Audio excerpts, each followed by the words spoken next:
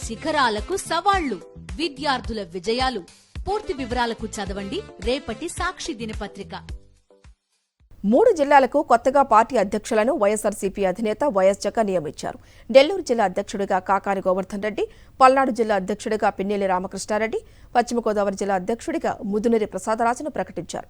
Nellore parliament నియోజకవర్గ party పరిశీలకులుగా Adala Prabhakar Reddy, Nellore city assembly నియోజకవర్గ సమన్వయకర్తగా పర్వతరెడ్డి చంద్రశేఖరరెడ్డి, నెల్లూరు రూరల్ అసెంబ్లీ నియోజకవర్గ సమన్వయకర్తగా ఆనం విజయకుమారరెడ్డి, నెల్లూరు కార్పొరేషన్ పార్టీ పరిశీలకులుగా అనిల్ కుమార్ యాదవ్, రాష్ట్ర మైనారిటీ సెల్ ప్రధాన కార్యదర్శిగా మొహమ్మద్ ఖలీల్ అహ్మద్ను నియమించారు.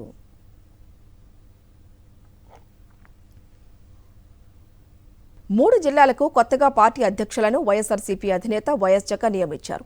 నెల్లూరు జిల్లా అధ్యక్షుడిగా కాకాని గోవర్ధన్ రెడ్డి, పల్నాడు జిల్లా అధ్యక్షుడిగా పిన్నెల్లి రామకృష్ణారెడ్డి, పశ్చిమ గోదావరి జిల్లా అధ్యక్షుడిగా ముదునూరి ప్రసాదరాజును ప్రకటించారు.